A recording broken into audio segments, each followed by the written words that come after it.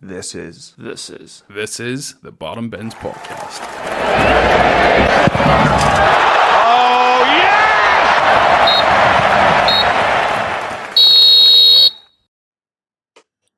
Hello and welcome back to the Bottom Bins Podcast and to episode 4 of This Week in Football. So you're not just getting one this week, you're getting 2.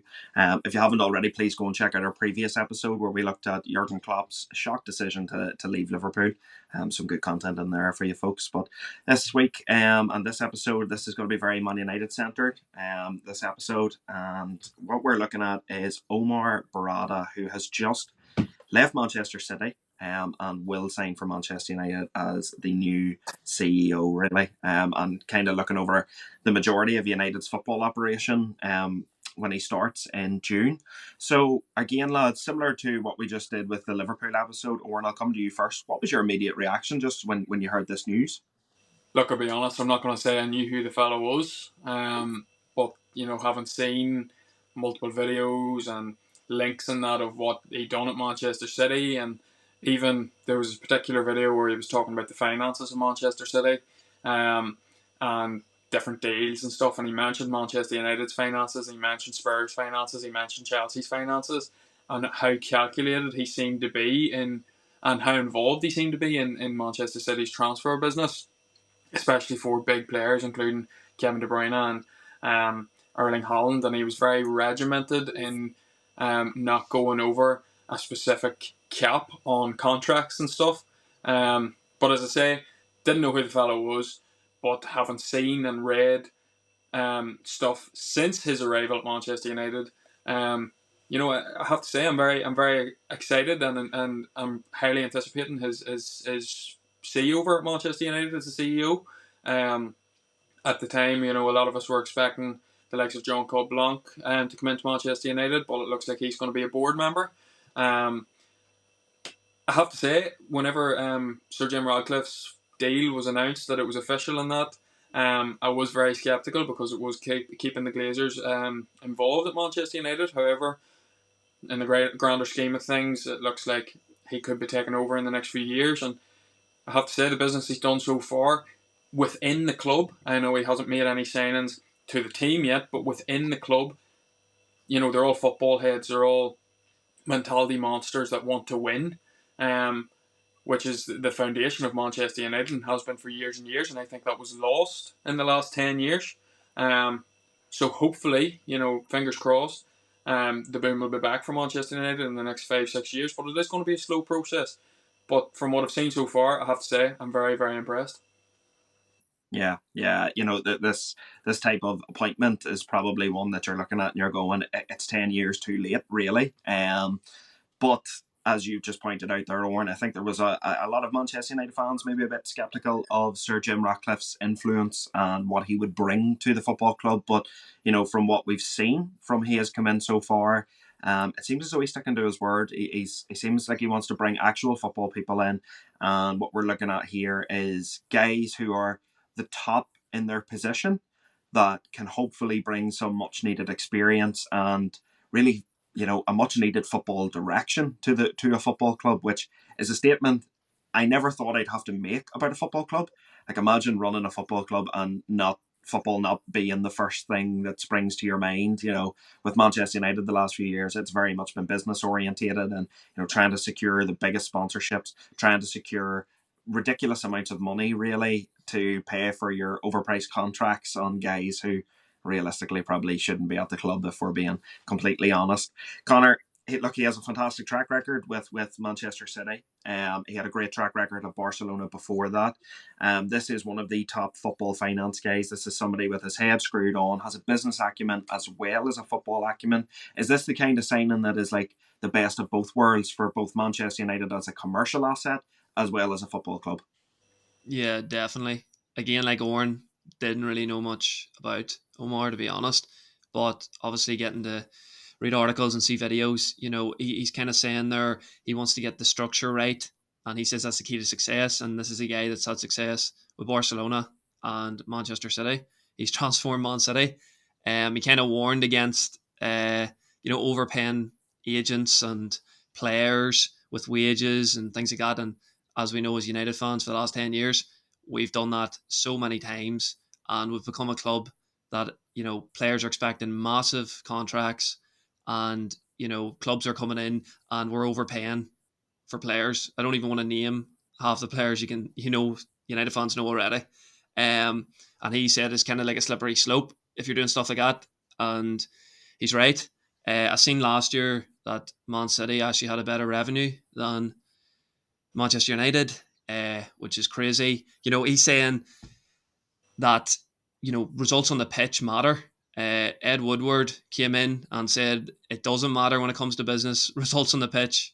And he spent 1.3 billion and was a disaster. And this guy has had great success. He knows that, you need to be winning, and it's not enough for United just to be a massive club. You need to be winning on the pitch, winning trophies, being in the Champions League every year.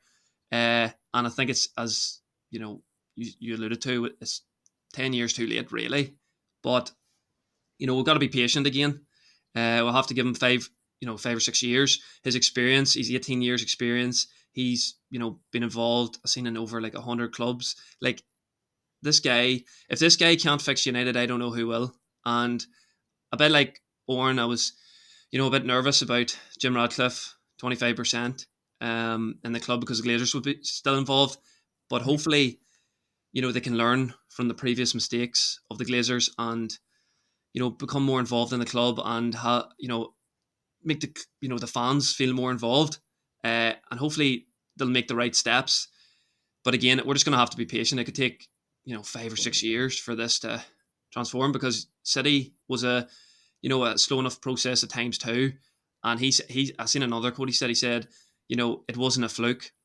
This was there was a plan in place. Man City, this wasn't overnight. It wasn't a fluke. This was planned, and look how well it's worked for them. They're one of the best run clubs in the world, and they're the best team in club football. So, I'm hoping that he can, bring his experience and, make United the club that they deserve to be again. One of the best teams in Europe.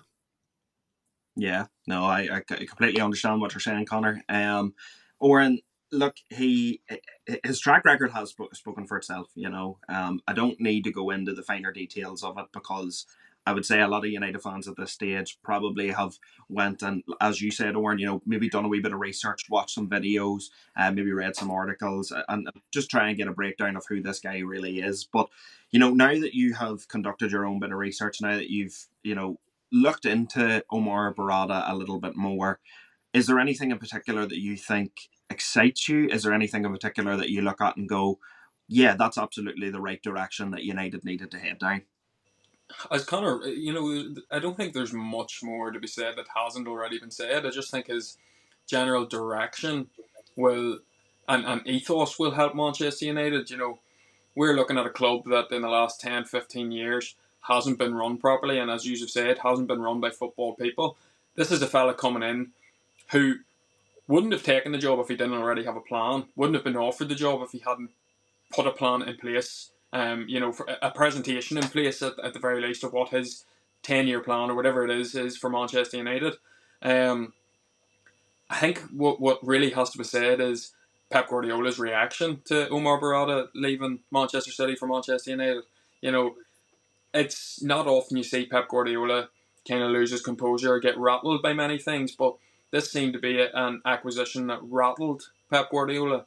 He kind of came out quite feisty into the media and said, we've still got Erling Haaland, we've still got Kevin De Bruyne, I think we'll be okay. You don't usually see Pep Guardiola lose his composure like that, especially with the media, especially when it comes to Manchester United, who he is very, very clear that they're not necessarily a direct rival to Manchester City in terms of league competition. So stuff like that, it's good to see as a Manchester United fan. It shows that this is a fella who has his head screwed on and wants to improve every football club he goes into. And look, as a Manchester United fan, we can only pray it works and wish him every success. Yeah, look, I really like the way you highlighted that Guardiola reaction, Oren, because it's like you said, when you look at the two teams on the pitch, and particularly this season, there is no competition really. United are far, far, far, far away from where they need to be, and City are, and have been the last 10 years the benchmark in the Premier League, that that's the stick measure. That's where you need to be if you want to have success on the football pitch. You need to have the right people in place. And this sounds very simplistic. You have to have the right people for the team to do well, but it's something that a club like Manchester United have struggled to do since Sir Alex Ferguson left. And so many people said it at the time. And obviously we were 10 years younger than what we are now, so I'm sure we didn't really understand the ins and outs of it at the time. But Sir Alex Ferguson managed to pull a lot of boys out of the firing line at Manchester United, because he was such a good manager. He was able to break down the difference between the board and what was then correlating and translating onto the pitch. He was saving people's jobs, I would imagine, to be completely honest.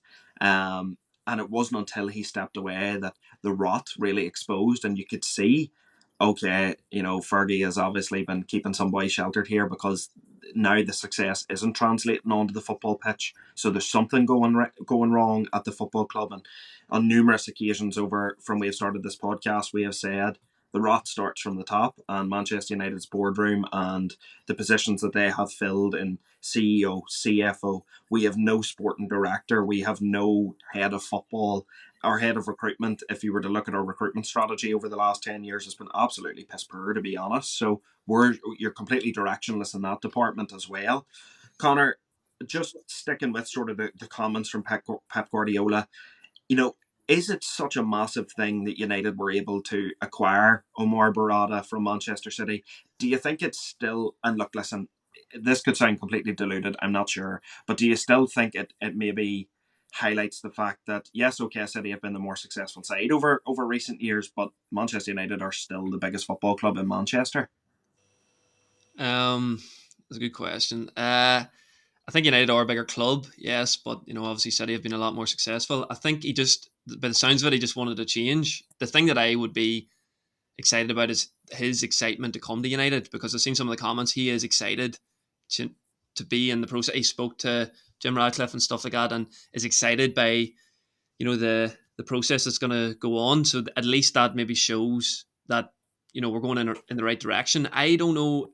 I think it is a loss for City, but I don't know if Pep's comments were more at the media saying how great this is for United. He might have took that as a personal thing, where he's like, I had involvement in the players. I'm the manager, kind of thing. That's where I kind of seen it more as. I thought, maybe he's thinking, this guy's getting a lot of credit when I'm the man who's getting the results, and I'm involved in getting De Bruyne and Silva and all these guys. But obviously, we're going to be excited. Something new, as you said. We haven't even got a director of football. We're going to need that. There's a lot more steps that need to be put in place, and a lot more that needs to be done. But I feel with Pep, he just took it as like a personal slight that this guy was getting a lot of credit, and it was as he probably thought, I deserve the credit. But for United, it's maybe a one-up. We got your CEO or whatever, but we're going to have to do it on the pitch. We're going to have to get results, and we'll have to be competitive again, because the last 10 years we have not been competitive in Man City. I know we've came second a few times, but we've never really challenged them. And and in Europe we've been brutal. So it's maybe a wee bit of a one-up, but we need to prove it on the pitch. Yeah, no, look, listen, I think that's fair enough. I think it's fair enough. Guys, I'm just going to leave this last question for all three of us to answer, really, because I'm interested to get your perspectives on it. And the question I'm going to pose to us is, with a CEO signing such as this, as Owen has already alluded to, he probably already has a plan in place for Manchester United when he starts in June. And you would imagine that, I would say, contact is already being made with people in the footballing world to take up other positions at Manchester United, such as CFO, such as sporting director, head of recruitment, things like that there. I'm sure those positions are going to be filled. We've seen, the likes of Dan Ashworth being touted as being the overall sporting manager at Manchester United. So things like that are obviously already in the works. So what I want to know from you guys is, and I know it's a wee bit of a 180 here, but Oren, I'll come to you with it first.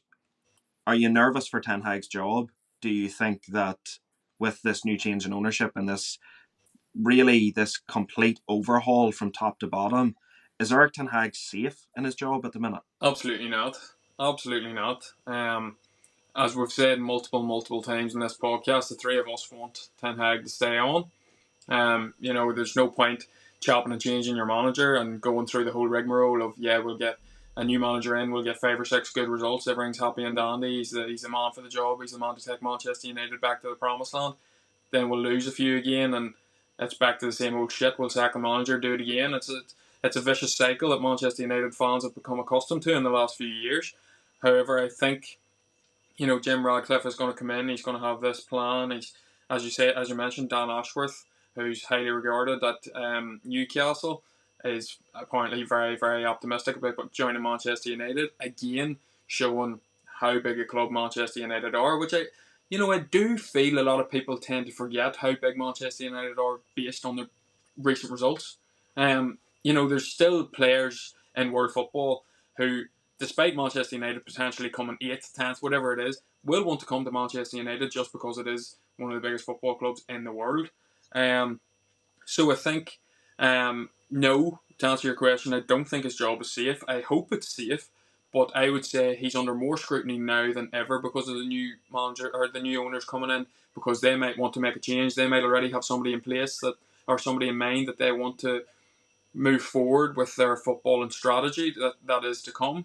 However, I think if they are to bring somebody in, again, much like we mentioned in the Liverpool scenario, it's not going to be a quick process of just getting somebody in through the door, a big name in through the door. It's going to be somebody with a football and strategy to take Manchester United further.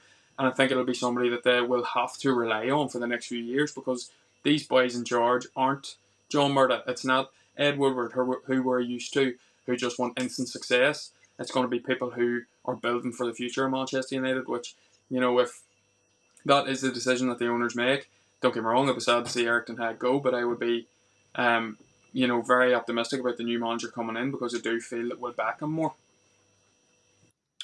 Yes, look, listen, I completely understand what you're saying, or completely hear where you're coming from. Connor, same question to yourself. What's your take on the state of Ten Hag's job at the minute? Yeah, his job's definitely not safe. I think we mentioned it on the previous podcast. He overachieved in his first season. This season, the signings and the football hasn't been great. Maybe not all his fault. We're seeing stuff, external stuff happening. Even there with Rashford and stuff. It's a tough job. But I would agree with Owen. I think they will probably have somebody in mind, and they're probably thinking. Well, Ten Hag's kind of said he has spoken to Sir Jim Radcliffe and has spoken to people, but I think unless results turn around, I think he's going to be under massive pressure. Even if it was just the Glazers, I think he would have been under massive pressure as well.